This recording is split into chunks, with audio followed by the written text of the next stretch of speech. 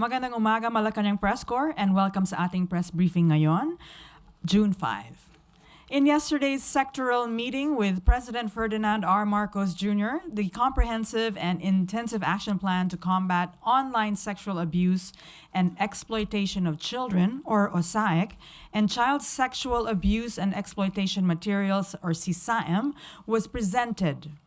President Marcos ordered a centralized system for detecting and reporting OSAIC cases using technology and specialized cybercrime mechanisms. OSAIC and CSAM are borderless and hidden crimes that makes all Filipino children vulnerable to sexual exploitation and abuse. In line with the all-of-government and whole-of-society approach, President Marcos ordered all relevant agencies to put the protection of children first and at the center of all programs and policies. The President ordered the Philippine National Police and all agencies to come down on perpetrators engaged in making, processing, and distributing child sexual abuse materials with the full weight of the law. The Philippines was once one of the global hotspots for OSAIC and the production of CSAM. Now, under the leadership of President Marcos, the Philippines will emerge as one of the global leaders in preventing these crimes against our children. The President himself said, and I quote, "The Philippines is not a safe haven for people who abuse and exploit children. This is the absolute worst place for you, and we will make sure you know it." End of quote. Since the war against OSAIC and CSAM is a police matter and a priority, we have no less than the Secretary of the Department of Interior and Local Government, Benjamin Abalos Jr., and we are also joined by the Department of Justice Assistant Secretary Miko Clavano and National Coordination Center NCC against OSAIC and CSAM Executive Director Attorney Margarita Magsaysay. Good morning. Good morning. Go ahead, Secretary. Magandang umaga po sa inyong lahat. Of course, magandang umaga Daphne, Miko, Kit, at sa lahat po ng mga nanonood. Alam niyo po, ang ating Pangulo, ang sabi niya kahapon, no, napakasama nitong krimen na to. This is the worst of all crimes dahil ito'y laban sa mga bata. Kaya ang nangyari po nitong approach, hindi lamang po ang pulis ang gagalaw dito. Ito'y interagency, ito'y pinagsama-sama na ng lakas ng gobyerno. Andirito na po, of course, ang kapulisyahan. Pagkatapos, nandirito na rin po ang Department of Justice para sila po magpaprosecute. No? Kasama na rin po ang DSWD, no? At iba pang ahensya tungkol po rito. Pinagsanib pwersa po ito at lahat gagalaw po rito. At importante po rito, of course, yung pagsusumbungan sa pinakababa sa barangay level. No? Kaya nga ito, hanggang sa ngalan po ng DILG at sa ngalan po ng PNP, i-report ko lang po dahil mamaya sa Department of Justice, si Attorney Kit at si ASEC Miko po ang mag-explain about this. Meron po tayong mga VAUSI desk, no? Ano po itong VAUSI desk na ito? Ito yung Violence Against Women and Children. Ang importante kasi, sabi nga ng Pangulo, saan magsusumbong yung bata? No? Kanino magsusumbong ito? At pagsumbong sa barangay, alam ba ng barangay kung anong gagawin? So, dapat dito i-capacitate po natin. Kaya napag-usapan kahapon that gagawin po natin, i-capacitate po ito. In fact, ilalagay rin po natin ito as part of the seal of good local governance. No? Lalagyan po natin ng tinatawag na parameters ito sa lahat ng mga barangay at local government units sa buong Pilipinas. Yan po imamandato ng DILG na sila'y magkaroon ng mga seminars dito. Pangalawa is the adoption of ordinance. Ito muna ho sa DILG against OSAIC and CSAM, no? Gagawin na rin po nating mandatory ito na magkaroon ng local ordinance at magkakaroon tayo ng template ng model ordinance para iba ay gayahin po nila. Hindi lamang po ito barangay, kasama na ang munisipyo, kasama na ho ang mga lungsod. Pangalawang indicators is the percentage ng local government unit staff at social service workforce who will be trained, no, to implement special child protection laws, no, including online sexual abuse, exploitation, and child sexual abuse or exploitation materials. So ilalagay din po namin ito as indicators, no, doon po sa aming child-friendly local governance na kinakailangan na matrain yung mga staff po nila dito. Tapos po, yung pong number of reports ng local social welfare development to whom a report of a suspected or alleged incidents made. Kailangan po i-document talaga po nila ito para malaman namin kung ano na po ang nangyari. Tapos meron pong pinapasang yung tinatawag po nating Local Code for Children. Dapat po i-include po itong Republic Act 11930, no? At of course sa kanilang mga program, project, and activities, no, kailangan kasama po ito, no, itong mga programa ito against children, lalo na yung tinatawag nating Safer Internet Day for Children of the Philippines. Kasi alam nyo, basta titingin ka ng internet ngayon, dapat din yung mga bata maging safe din dito, no? Ito yung responsibilidad ng mga magulang. Kung kaya ilalagay na rin namin to as one of those dito po sa mga gagawin namin programa, dito po sa DILG sa mga local government units. Sa ngalan naman ng mga kapulisan, sayang wala lang si Portia rito, napakagaling po, no? Siya ang head ng aming children and women's desk, no? Marami pong nagawang mga pag-aaresto, pagre-rescue ng mga bata. In fact, ang proseso po nito ay meron silang cyber patrolling. Pagkatapos ng cyber patrolling, titignan po din mga nagre-report sa kanila at tapos po fa-file lang po nila ng mga kaso po ito. Pero ang importante po talaga rito sa ating mga kapulisyahan ay, sabi nga ng Presidente, bata iyan eh. Yung pagsusumbong, kasi kung minsan, hindi naman lahat ng bata pupunta sa pulis, magpupunta sa barangay. So dapat ma-identify natin kung sino yung kinakausap nila. At ito, ang mga sektor na ito ang talagang talagang isama natin sa programa. Kanina kausap ko yung mga SK na numpa sila sa ating mahal na Pangulo. Tutulong po ang mga SK, mga youth, no? Kasi ultimo sila o sa mga kapitan natin, kailangan makapacitate din po sila dito. So briefly, pasensya na kayo, napahaba lang. Ito po ang ginagawa namin. At we just came from, ako ay galing lang ako sa United Nations, UNODC, no? Ito rin ang pinag-usapan just about a week ago. At may mga reports nga na yung sinabi kanina ni Daphne na medyo may problema tayo rito dahil may mga reports sa kanila ng isang NGO na medyo maraming kaso. Ang United Arab Emirates ay magbibigay sa atin sa police, nangako po sila, ng 21 artificial intelligence programs, no? Kung saan mafi-filter natin lahat ng mga sumbong para maitukoy natin ano yung fake dito, anong hindi. Sino ba ito talaga? Kasi kung minsan yung mga reports hindi pala Philippines, ibang lahi pala. Kung minsan mga fake account ito, kung minsan nagdodoble, kung minsan luma na, no? So malaking tulong. And not only that, nagsisimula na po yung tumutulong po sila sa tools nito at saka mga programs ukol po rito, no? So yun po, at isa pang gusto ko sana sabihin, last na lang, na sinabi ko rin doon sa isang side event sa United Nations that galit ang aming Pangulo rito, poproteksyonan natin ang mga bata. But if you're going to look at the cycle, ito yung mga batang binibiktima eh. Malaki dapat ang papel ng mga technological provider, Facebook, Meta, etc. Kinakailangan ang papel na rito, ma-take down nila to. At higit sa lahat, ang dapat maparusahan dito ay ang consumers. Ang mga aktual na nagda-download ng mga materials ito ng mga minor. Kaya nga, I was asking in that meeting, I was asking for the UN, specifically yung mga bansa, no, to enact laws na talagang parusahan yung mga nagda-download o mga nagbabayad, lalo na dahil mga minor de edad to mga bata ito. They should. Kung ang mga bata ay kawawa, dapat yung consumers talaga ay talagang maparusahan. Okay. Thank you, Daphne. Okay, thank you, Secretary Abalos. Let's move on to the DOJ. Kit. So the meeting yesterday was actually a continuation ng unang meeting namin with the President noong April 24, 2024. So this time around, we showed to him yung action plan na magiging natin to combat OSAIC. And OSAIC, matagal na talagang nilalaban ito ng government.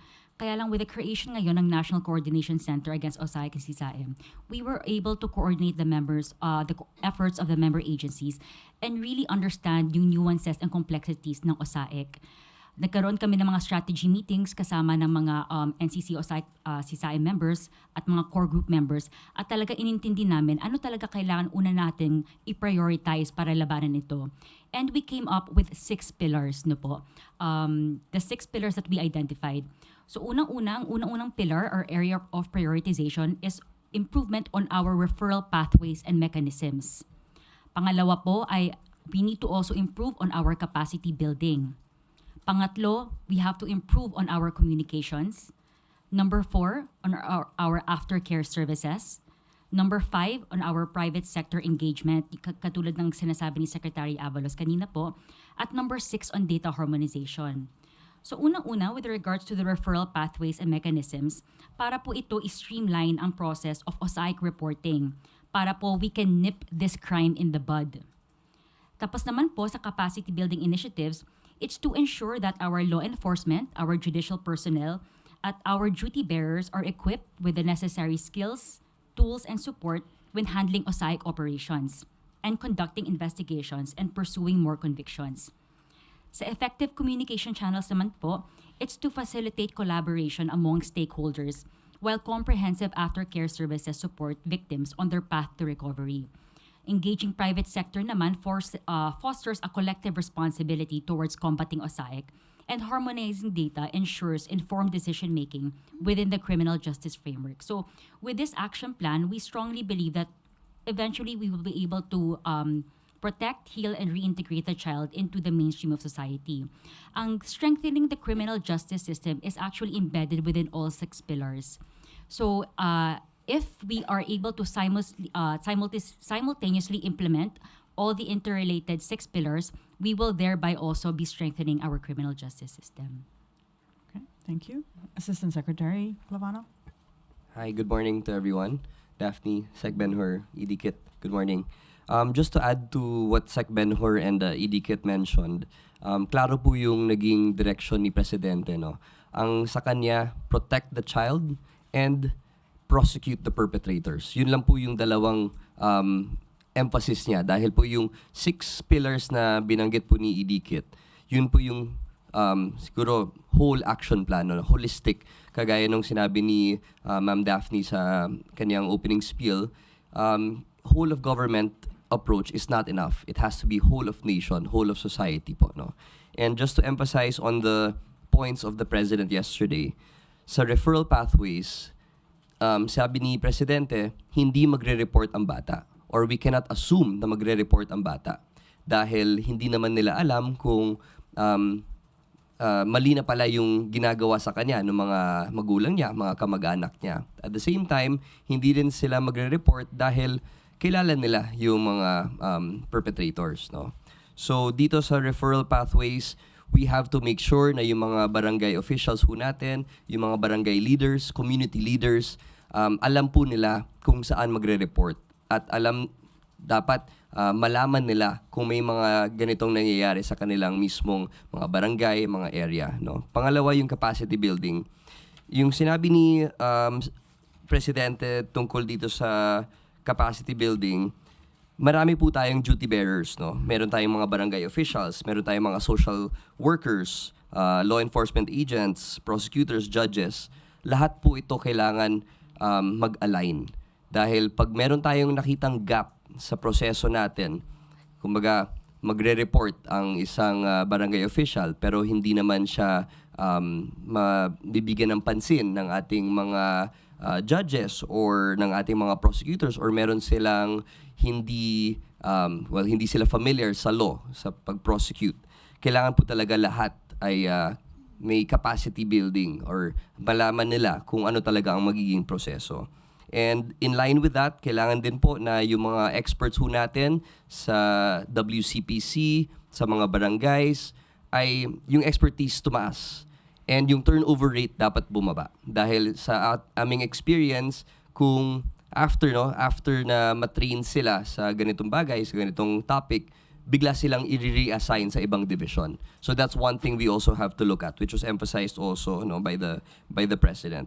And the last pillar na talagang in-emphasize ni Presidente ay yung aftercare services. Yung aftercare services po ay yung pinaka in-emphasize ni President kahapon, dahil sabi niya, we have to give them another chance at a normal life. Kung meron po tayo mga shelters, temporary shelters or one-stop shops for the victims, dapat hindi sila tumagal doon. No, yun po yung bilin ni Presidente. At sabi niya, we have to give them back to the community, maybe through a distant relative who can take care of the child. Pero po, yung trauma po, yung gustong i-avoid ni Presidente, na kung tumagal po sila sa isang shelter, kasama nila yung mga co-victims nila, yung mga children who have also gone through abuse, they will no longer be able to come back to a normal life. So the President was very keen to make his point, to give his point across, na we have to find a way na ma-normalize ulit yung mga buhay ng mga bata. And he, again, reiterated throughout the whole meeting na we have to be victim-centric in all our programs, in all our efforts, dahil ang pinoprotectionan ho natin dito ay yung mga bata. And on the other side of that, yung mga perpetrators po ay kailangan talagang parusahan, kagaya po ng sinabi ni Sec. Benhur. So these are the things that the President emphasized. We presented him with the 6 pillars, with an executive order for his study and approval. And hopefully po, pag na-sign na po yung EO na yon, ma-operationalize na po yung 6 pillars, yung aming programa, and we can finally eradicate this gruesome crime. No? It's very hard to think about the children who have gone through the abuse. There are statistics from all over the world that say that maybe 1 out of 10 children undergo abuse before the age of 18. And these children, as they grow, they have to live with the trauma. And this is something that we do not want for the next generation. We do not want for our future and the dreams of these children. No? And we hope that with the team that we set up, with the NCC OSAIC on top of this gruesome crime, we can finally collaborate and work with existing structures to make sure that we have a cohesive, whole-of-nation approach to finally eradicate this crime. Thank you. Okay, thank you. We open the floor. Maricel Halili, TV5. Hi, magandang umaga po. Secretary, you mentioned earlier that you already coordinated with the United Nations para magkaroon ng policy. Pero do we see other ways on how to run after the consumers? Because I understand mostly mga foreigners ito di ba? So paano sila mapipenalize? Kasi we don't have any control or power over the United Nations. So I wonder if we see other ways. Actually, in the United Nations, I was there for, number one, it's about drugs, and there was another event. It was a UNODC in Vienna, Austria. Another event was about OSAIC, no? And I believe it was Yusek Lapus of DOJ who was there, and I was also there. And then there was a side meeting where I reiterated that if people are looking at the victims, and we made sure that we will protect the victims as instructed by our President, we will surely do that. Maski hindi naman to paramihan, maski isa lang masakit sa dibdib yan It's not about numbers. It's about the crime itself. No? Pero, sino ba ang gumagawa nito? Hindi ba yung consumer? Sino may nagda-download? Di ba yung consumer? Dapat siguro tignan yung aspect na yun. That's why I was asking for for them, for those who were present, na baka po pwede that nations should enact laws against consumers. Kasi kung mawawala ang nagko-consume, malaking epekto yung umu-order nito. No? Not only, tatlo yan eh. Ito yung victim, yung gitna mo, yung technology provider, yung talk of Meta, etc., Facebook, etc., at yung pangatlo yung umu-order. So, yun ang sinasabi ko. And I repeated that twice. And I think one of the head there, si Miss Martin, yung nasa gitna, she was moving doon nga sa level ng technology providers at nag-agree naman siya dito. And not only that, I believe si General Dana of the UAE, naniwala rin consumers. And because of this, napakaganda ng kanilang gesture that immediately they gave us 21 artificial intelligence programs. And right now our police are undergoing the training here, yung ating mga ano. And sir, dito sa atin, may naglalobby na po ba sa Senate and Congress to pass a law? Yes. Actually, we are lobbying right now na sana gawin natin to. That, ang Pangulo nga sinasabi, ito pinakamasama, dapat gawin natin ang lahat. So, kung naapektuhan ang bata, dapat lamang, kasi every time manonood ka ng ganyang materyales, parang inuulit mo yung krimen sa bata. So, dapat lang ang bumibili nito, ang gumagamit ito, talaga makulong ng gusto. Okay, thank you. Okay. Alan Francisco, PTV4. Hi ma'am, hi sirs. Marami pong nanonood sa atin ngayon, Secretary Abalos. Para lang malinaw, paano yung proseso in case meron tayong kababayan na biktima nga po nito? Pupunta muna sa barangay, anong gagawin ng barangay? Paki-explain, sir. Actually, kaya nagkaroon ng ganitong grupo to make it more effective. Kasi ang nangyayari nung araw, pupunta sa barangay, magrereklamo kay barangay. Para sa bagay, may mga vowsy naman tayo din, may mga police woman naman tayo roon na nandun. Pupunta sa korte, tapos anong gagawin sa bata, saan mo dadalhin, sa DSW, di ba? Tapos ito, during hearing, paano yung aftercare nito, etc., etc. So with this group, pinagsama-sama na ng lahat ng involved para wala ng lituhan. Pagpunta ka agad sa barangay, papasok na lahat ito. Sama-sama na kami. So, hindi lang yun. Importante, pagpunta mo ng barangay, dapat yung barangay mo, alam niya gagawin niya. Kung hindi siya capacitated, no? Mahirap. Hindi niya alam kung paano kakausapin yung bata. Una-una. No? Umpisahan muna natin.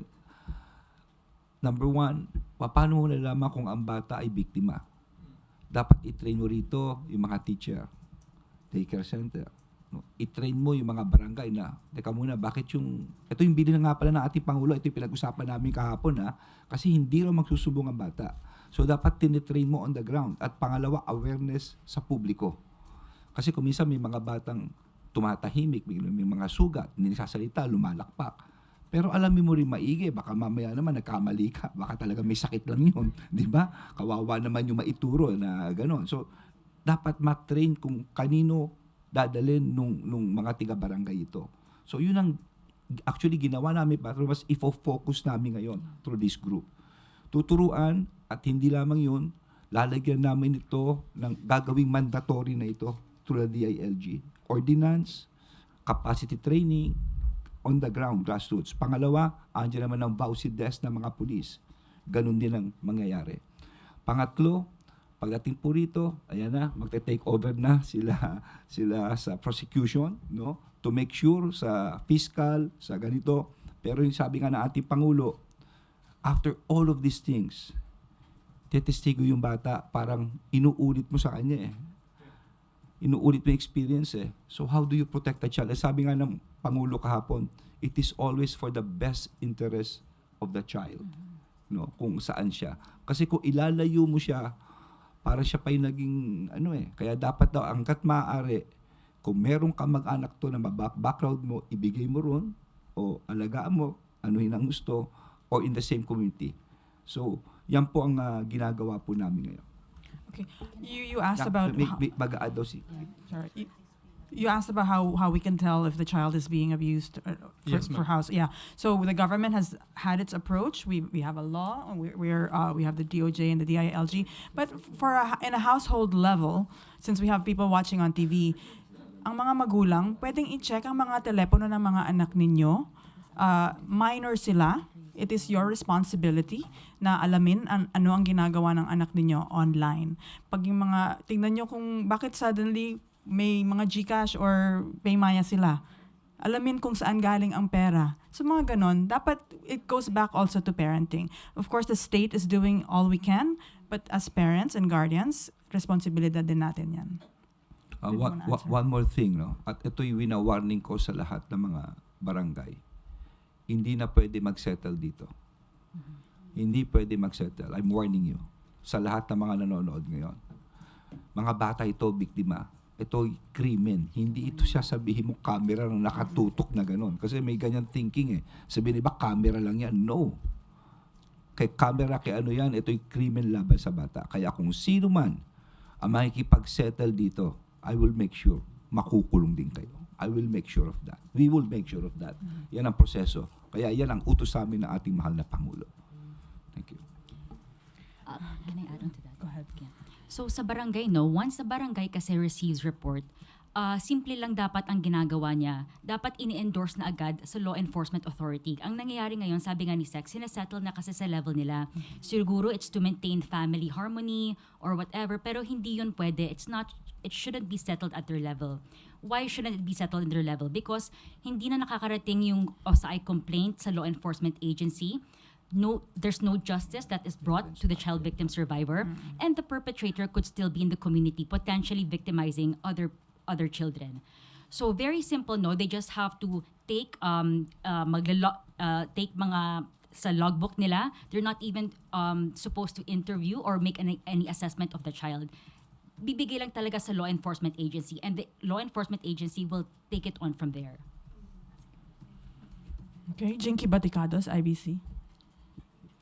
Good morning po. Secretary, si DSWD Secretary Gatchalian, sinabi niya that sometimes yung Facebook, because doon nga nagpo-post, no, sometimes unresponsive, and we cannot deny the fact na meron po talagang lapses. Ano po ang plano natin dito? Well, actually, no, makikipag-coordinate talaga kami at uupo kami with them. This is one of the things na unang-una namin gagawin because it's very important. Hindi pwede maging unresponsive sa ganitong bagay. Dapat this is immediate. So, probably within the week, if not next week, no, we will sort an audience, not only with Facebook, with all others. This is important. Yung kanina nga palang issue, kasi minor ito eh. Kung ang nagbibiktima ang magulang mismo, ang estedos, ang tinatawag na parents patria doctrine. Ibig sabihin, ito yung tumatayong magulang, ang estado na. No? Kaya hindi pwedeng, nabiktima na yung bata, ginanon pa ng magulang, tapos yung barangay isi-settle pa. Hindi po pwede yun. Hindi talaga po pwede yun. And we are going to document each and every cases from now on. Lahat po ito. No, that's why I have sinabihan ko na ang aming mga women's desk about this. No, na lahat po ito, it should be documented. No? Kasi tama po si Kit, tama po si Miko. Ang masaklap dito, bago pumunta sa police, sinesettle na sa ibaba. Yun ang masama ron. Okay, Eden Santos, na 25. Congratulations muna po kay Sec dun sa maganda niyang sa isang TV po, no? Parang yung background, yung doon, participation. Yung nahuling pulis kanina. Sir, kailan po natin planong ipatupad yung sinasabi yung nationwide na seminar and training sa ating mga barangay officials? At saka po, hindi kaya maging ito yung warning ninyo na yung mga barangay officials naku, tumuloy na lang kayo sa police, baka madamay pa kami dyan. Parang something like that. Well, hindi naman. Ang sinasabi lang namin, huwag sila mag-aareglo. Yeah. Yun lang naman ang point dito. Kasi bata ito eh. I mean, di ba ang bata inaalalayan dahil minor de edad nga.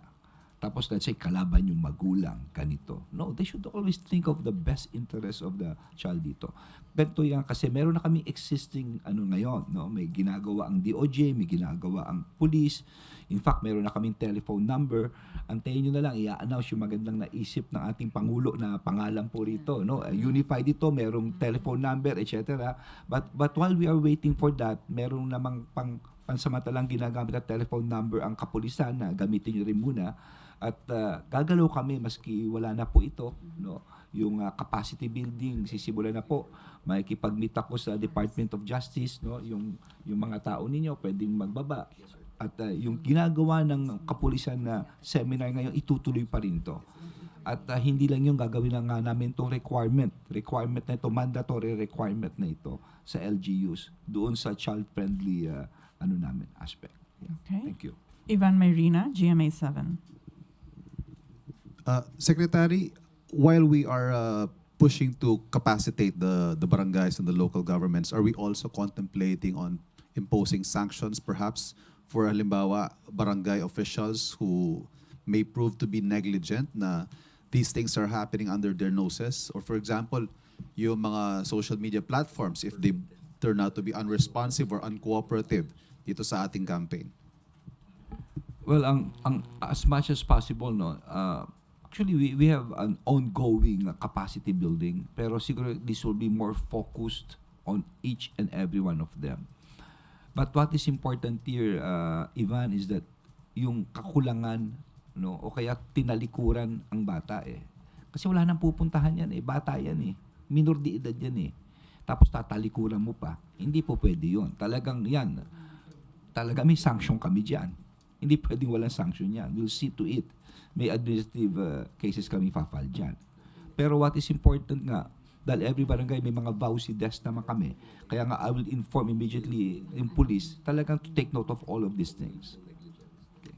Thank you. Kasi alam mo kung minsan, sa barangay, makakakilala eh. Magkakapitbahay, magkakamag-anak, o isave natin yung pamilya. Naku, Kaya nga ho baka magtakipan? Magtakipan. Yan ang mabigat. At yan madalas nangyayari on the ground. So pwede ho sila makasuhan doon? Pwede Yes. sila madamay? Hindi pwede, kaya nga, hindi pwedeng isettle ito sa barangay. Siguro, Hindi pwede. Yeah. Maski magkakamag-anak.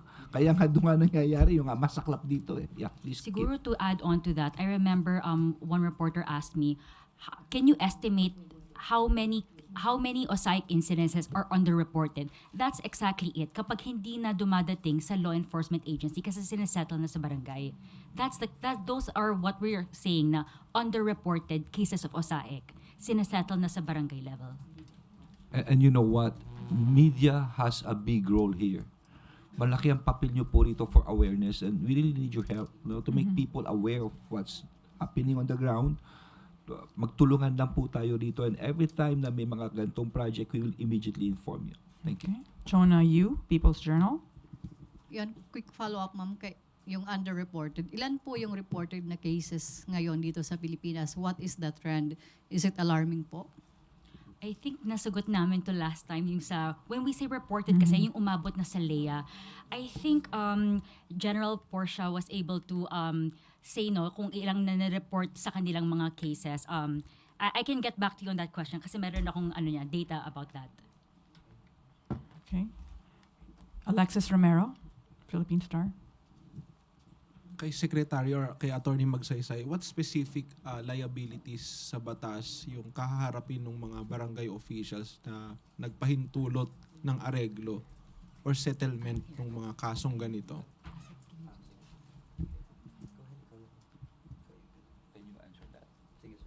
Before Miko, no, ito, yung Yeah, that one. 214 cases referrals, I think this is just for 4 years, no? 4 years. Tapos 98 operations conducted, 413 rescued victims, 88 arrested, and 38 convicted. Okay, so this is the latest. Can we look at the timeline to, Major Ho? Anong years to?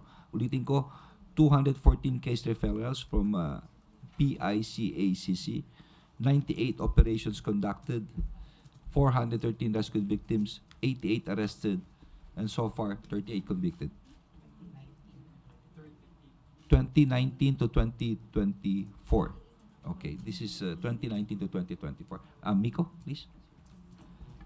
To answer po yung question about the liability ng mga barangay officials po, no? Under Section 4 of RA 11930, which is the Anti-Osaic Law. Yeah. Meron po tayong letter E, which is to permit or influence the child to engage, participate, or assist in any form of SESAM. Yung sa tingin po namin na pwedeng pumasok yung mga barangay officials, yung permitting. Kung umaabot na po sa level ng willful negligence na sinasabi po, no? So, kung negligence lang, baka admin case po yan ang magiging liability. Pero kung meron na siyang willful negligence, meaning to say, talagang he's turning a blind eye deliberately na medyo alam niya na may nangyayaring ganon, pwede siya pumasok dito. One step further from that, no? Letter K, to knowingly benefit from, financial or otherwise, the commission of any of the offenses of this act. Pwede rin silang pumasok doon if it is proven that they have financial benefits from the crime going on sa kanilang barangay. At yung mga kaparusahan po tungkol doon. The heaviest is life imprisonment. So for letters A, B, C, D, E, E yung pinag-usapan ho natin, this act shall suffer the penalty, so violation of this act shall suffer the penalty of life imprisonment or a fine not less than 2 million pesos.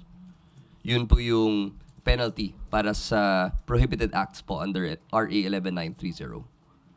Asek, balikan ko lang yung nabanggit ninyong proposed EO about it. Maaari po bang magbigay ng mas marami pang detalye? Basically po yung binanggit po ni Executive Director Kit kanina tungkol sa 6 pillars. Nagbigay po kami ng detalye kung paano i-operationalize yung 6 pillars.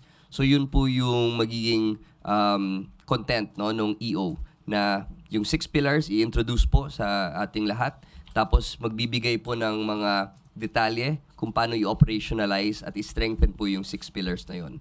And that will be the guide and serve as the Bible of law enforcement agencies, of prosecutors, judges, and all those involved, no, stakeholders and duty bearers of against the crime of Osaic.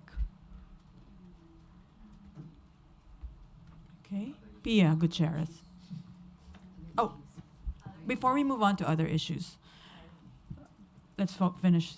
Okay. Raquel Bayan. To Secretary Abalos, sir, yung binabanggit niyo pong local ordinance kanina, how soon can we expect that, sir? Actually, no, bibigay pala namin yung MC rito. Give us about a month. Okay. And then, sir, yung 21 na artificial intelligence nandito na po sa bansa, sir? Wala pa, but we're in constant touch with Lieutenant Dina. Ito'y dahil kay yung counterpart ko kasi, yung the Minister of the Interior, his name is Sheikh Saif, no? So naging close tayo sa kanya. Isa rito ay si Lieutenant Dina at yung pinaka-head ng Interpol ngayon is also from UAE, no? In fact, ano ko lang sa inyo that we have one case na tinutulungan nila tayo. And this is a sexual predator who's now based in the UAE. Marami na biktima mga bata ito. I'll keep you updated, no? And Pero sir, mukhang magandang development naman. Yeah. once na nandito na po sa bansa and magamit na po ng law enforcement natin, gaano po kalaki yung maambag nun sa... Nako, malaking tulong to. Because you know, ang problema rito, these are all cyber crimes eh. Mm-hmm. And cyber crimes is a new one. Yung nga pala sinabi ng Presidente kahapon during our command conference, talagang yung kung anong kailangan ng pulisya tungkol dito sa budget or whatever, tutulong lang gusto ang ating mahal na Pangulo. Itong cybercrime. So, itong AI na to, it could filter itong lahat ng report. Kasi kung minsan may cyber patrolling na tinatawag eh. Itong cyber patrolling, titignan mo lahat ng mga web, pati sa dark web, no? Pero kung minsan, bato lang sila ng bato. Kung minsan nagdodoble yan. Kung minsan hindi naman Filipino, mga ibang lahi pala, mukhang Filipino lang, no? So kung mapi-filter at matuturo mo kung saan kaagad dito at hindi lamang yun, dapat maano rin natin yung saan nagbabayad dito, no? Importante sa lahat yung kung saan nagbabayad, no? So these are things na talaga makakatulong ang international community. No, at in fact ngayon, yun ang ginagawa namin. Meron kaming collaboration with other countries. Okay. Thank you. Lastly na lang po from my end, kanina po you mentioned pinapalakas natin yung communication laban sa USAIC at SISAM. Ano na po kayong mga ginagawa natin? Meron po ba tayong partnership with private sector on this? Yeah. So, sa private sector engagement, that's a different pillar from the improved communications. So, improved communications kasi, what we realize talaga is that OSAIC is still considered a taboo. No one wants to talk about it, no? So, we want to create, madami kaming pinropose na action items. Unang-una, we're gonna have 2 categories for improved communications. One on the macro level and one in the micro level. So we're gonna create catchphrases. We're going to utilize then yung mga government-owned broadcast stations to give us free advertisements.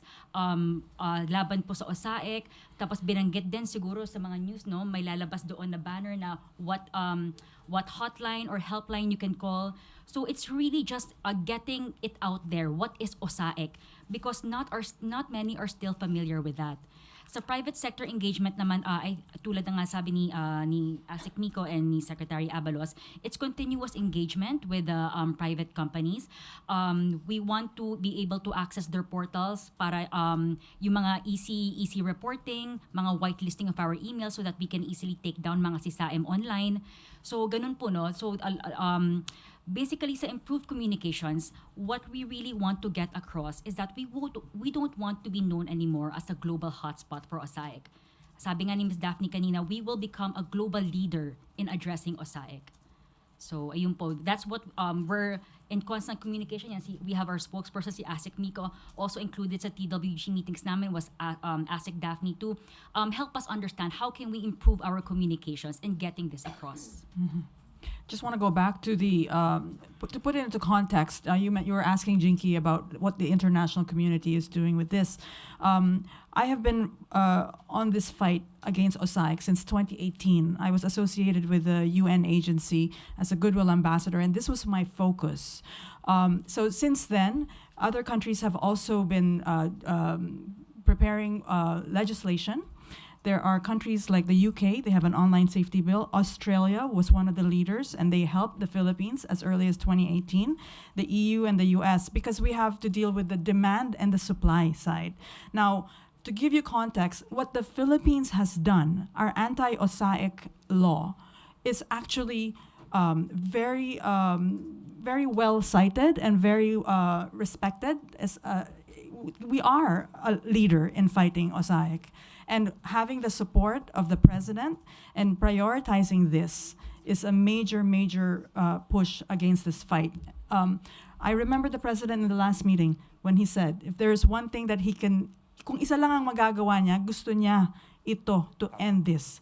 Dahil hindi naman pwede, we are on our way to becoming an upper middle income country, and a high income country in 2040, na ang mga bata natin, ang mga anak natin ay vulnerable at talagang biktima ng OSAIC at SISAM. So as early as now, talagang tinututukan ng ating gobyerno and ng private sector.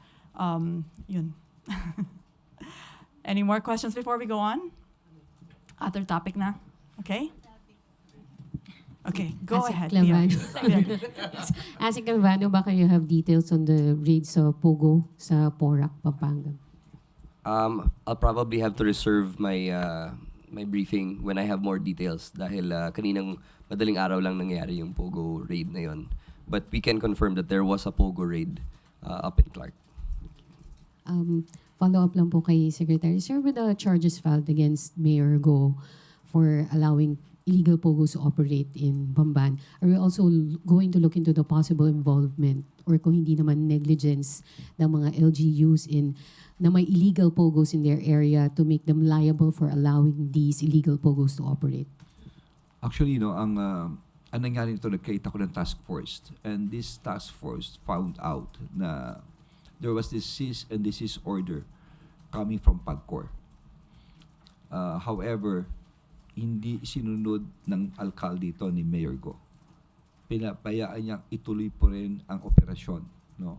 So dahil dito dinimanda siya at we even requested na for the meantime magkaroon siya ng preventive suspension, which was granted by the Ombudsman on the basis that of course, if he is the mayor, he has influence over the personnel and he has control of the records. Baka ma-compromise. So that is what we were avoiding. So it is on that basis that the cases were filed against her by this task force. No? But what was granted now, of course, was the preventive suspension by the Ombudsman. Thank you. Okay. Daryl Esguerra, PNA. Hi, sir. To SILG po. Sir, aside from cybersecurity na na-mention nyo kanina, ano pa po yung mga napag-usapan kahapon sa PNP Command Conference and ano po yung mga naging directives ni Presidente po? Marami, no? Unang-una kasi sa cybersecurity muna, ang aming server kasi ay wala kaming central server. So gusto niya nga pondohan namin ito kasi na-hack din di ba? Yung sa firearms na-hack din, no? So ito'y pag-aaralan. Pangalawa, ang problema kasi namin lalo na sa drugs, basta ang police ay mag-raid, tapos because of technicality, let's say 3 witness rule, madismiss yan, babalikan niyang mga police, didemanda yan. So once ikaw ay police, mademanda ka, gagastos ka sariling pera mo sa abogado, kinakabahan ka pa, suspended ka pa, pending investigation, ayaw mo nang ma-assign pa sa drugs. Ayaw mo na. At nangyayari yan. So, iniisip ni Chief na magkaroon talaga ng isang office that will give free legal aid to deserving, to deserving policemen na kinakailangan. So, we are going to work on that. Sabi ng Presidente, kahapon sa Command Conference, dapat magkaroon ganyan. Tignan nyo, pag-aralan nyo, ES, na magkaroon ng opisina to give free legal aid to our police, no? Pagkatapos, bukod dito, napag-usapan din namin yung mga rescue. Kasi usually ang rescue, ang BFP.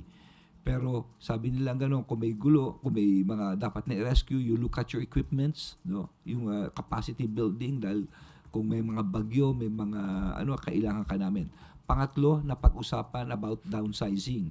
Kasi ang nangyayari, yung iba nasa office lang, nagkakaroon ng duplicity of work, yung ang report ni Chief PNP, ang sabi ng Pangulo, tama yan, para imbis na nasa opisina yung mga police, at least nasa baba. Importante sa grassroots, nasa baba. So we discussed things about downsizing.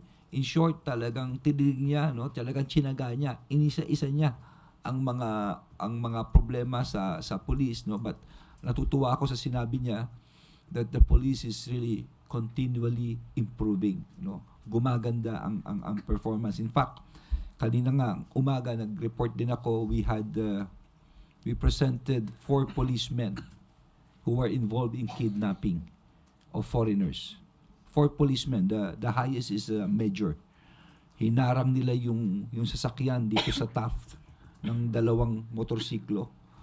And then, kasama nila yung isang nasa likod na van, yung 4 na foreigner, sinubukan na lang i-abduct, nakatakbo yung 2.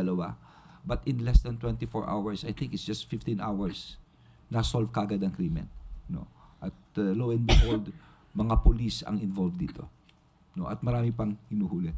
So, kung titignan mo yung mga ginagawa ng police, maski yung the other day, yung nakabarel, less than 24 hours na nahuli rin kaagad. No? So, yun ang ginagawa ng police ngayon. On the ground, importante, aksyon kaagad dito. No? Okay, thank you. Okay, Alexis Romero. Secretary, can we get more details about the downsizing? Yes, okay. Ang ginagawa ngayon ni Chief Marbil is this, no? Tinitignan niya yung mga nagduduplicate ng trabaho. For example, may sinasabi sa isang community relations, tapos yung function ganun din, sayang naman pareho lang ng ginagawa. So, pag-isahin nila yung pati mga staff doon. So, nire-review nila each and every department, ano yung po pwedeng mabawasan ng tao para mailagay na lang sa field, on the ground. Kasi importante yun yung nasa field, yung mas nakikita ang tao. So, yun ang inano ni PNP Chief. At yun naman ang gusto din, masaya ang ating Pangulo tungkol dito. Kasi nga, importante ka talaga yung, sabi nga ng Pangulo, yung neighborhood beat Yung may nakikita kang police on the ground napakalaking bagay yun. Which brings me to a point na before, sa isang lugar sa atin, I think it's in Muntinlupa, in Barangay Pototan, naglagay kami ng mga, I think, mga 15 o more than 10 policemen. Doon tumira, doon natulog, doon kumain, umupa ng bahay, naging barkada niya lahat. Lahat ng problema ng barangay nakilala niya. Kilala niya kung sinong magulo, kung sinong gumagamit, kung sinong chismosa, lasinggero, kung may problema sa asawa, tumulong siya. Anong problema rito? Puro birth certificate. You know what? After 6 months, ang laki ng binaba ng krimen, even drugs. Police sa barangay program. At yun ang ginagawa namin sa BIDA program ngayon. In fact, sa Iloilo, about 3 days ago, ando si SAP Banak, ang daming dinalang mga community relations Banak, ang daming dinalang mga kapolisyahan, police sa barangay program. Yeah, thank you. Sec, pag sinabing downsizing, wala naman pong mawawalan ng trabaho. Wala naman, hindi naman yun. Parang inaano mo lang, nire-assign mo lang. I'm sorry for the term. Ini-reassign mo lang sa tamang akmang duty niya. So, meaning downsizing yung mga nasa loob para ilabas sila sa Ilalabas field. mo, yes. Okay. O kaya yung nagdodoble yung nagdodoble ng trabaho.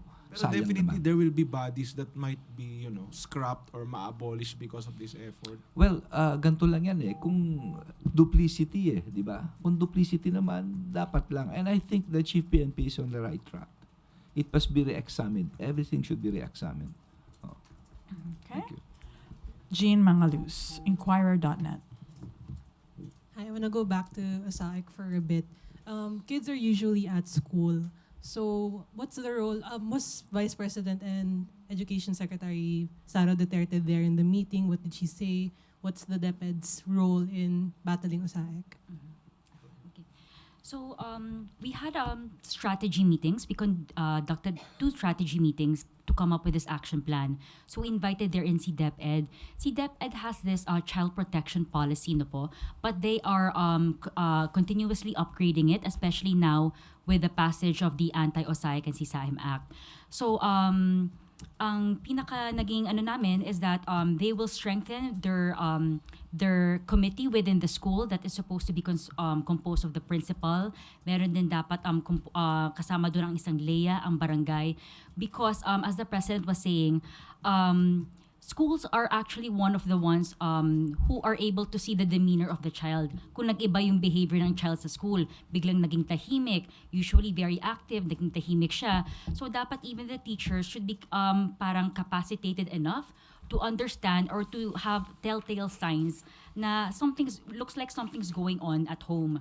Now, yung reporting sa school, that also has to be improved, and that was one of actually our action items It's for the improvement of the child protection policy, which the DepEd is actually doing, undergoing in improving that policy. So we're just waiting for that para we can link those first responders ultimately to the LEAs. Yun yung gusto namin gawin yung mga first responders, which consist of the schools and the barangays, we will link them to the LEAs. So yun yung tatrabahuhin namin. Okay. I'm getting the sign. I think we're done. Thank you so much, Malacañang Press Corps, for spreading the message. And thank you so much, Secretary Abalos, ED Kit, and ASEC Clavano. Magandang hapon sa inyong lahat. Thank you. Thank you.